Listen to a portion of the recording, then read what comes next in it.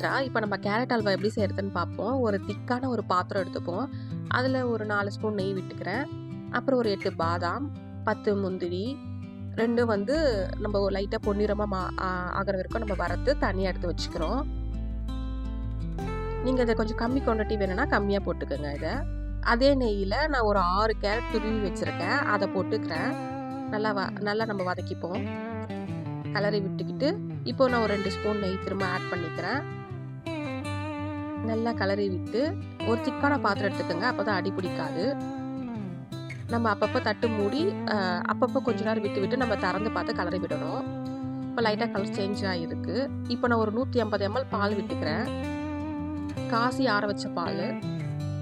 இப்போ திரும்ப கொஞ்சம் நம்ம தட்டு மூடி நல்லா அதை ட்ரை ஆகணும். கொஞ்சம் ட்ரை ஆகிட்டதுக்கப்புறம் இப்போ கொஞ்சம் சுருங்கியும் வந்திருக்கு கேரட்டு. இப்போ நல்லா அப்பப்போ கொஞ்சம் கலரி விட்டு திரும்ப கொஞ்சம் மூடி வச்சுக்கிறேன். இப்போ ஓரளவுக்கு பால் எல்லாமே வந்து ட்ரை ஆயிடுச்சு. இப்போ வந்து நான் ஒரு சுகர் எடுத்துக்கிறேன். சுகர் வந்து நான் ப்ரௌன் சுகர் எடுத்துக்கிறேன். அதே 150 ml கிளாஸ் அதே அளவு தான். நீங்கள் வந்து ஒயிட் சுகர் இருந்தாலும் நீங்கள் உங்ககிட்ட என்ன சுகர் இருக்கோ நீங்கள் ஆட் பண்ணிக்கலாம். உங்களுக்கு சுகர் கம்மியாக வேணும்னா இதை நீங்கள் கம்மியாக போட்டுக்கிட்டு கலரிட்டு நீங்கள் டேஸ்ட்டு வந்து அதுக்கேற்ற மாதிரி நீங்கள் போட்டுக்கலாம். நான் ஆனால் 150 ml நான் அது ஃபுல்லாக போட்டுக்கிட்டேன். ரொம்ப ஸ்வீட்டாக இருந்துச்சு. உங்களுக்கு ஸ்வீட் கொஞ்சம் கம்மியாக வேணும்னா நீங்கள் கம்மியாக போட்டுக்கோங்க.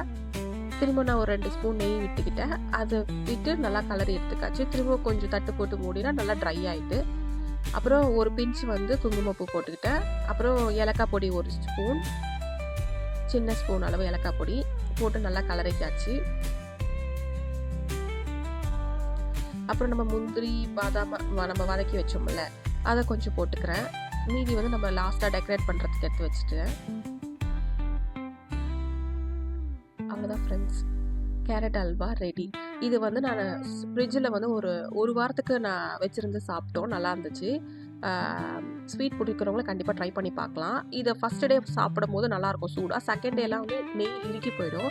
அதனால் நீங்கள் டபுள் பாயில் மெத்தடில் ஹீட் பண்ணி சாப்பிடுங்க. நீங்கள் எந்த அளவுக்கு சாப்பிட போகிறீங்களோ அந்த அளவுக்கு மட்டும் கொஞ்சம் கொஞ்சம் எடுத்து டபுள் பாயில் மெத்தடில் ஹீட் பண்ணி சாப்பிடுங்க. ஒரு சின்ன பாத்திரத்தில் சுடு தண்ணி எடுத்துக்கிட்டு ஒரு சின்ன டிஃபன் பாக்ஸில் நீங்கள் எவ்வளோ சாப்பிட்ற அளவு மட்டும் எடுத்துக்கிட்டு அதை ஹீட் பண்ணி சாப்பிடலாம். ஃப்ரெஷ்ஷாக சாப்பிட்ற மாதிரி இருக்கும். நீங்கள் சப்ஸ்கிரைப் பண்ணுங்கள், ஷேர் பண்ணுங்கள் ஃப்ரெண்ட்ஸ்.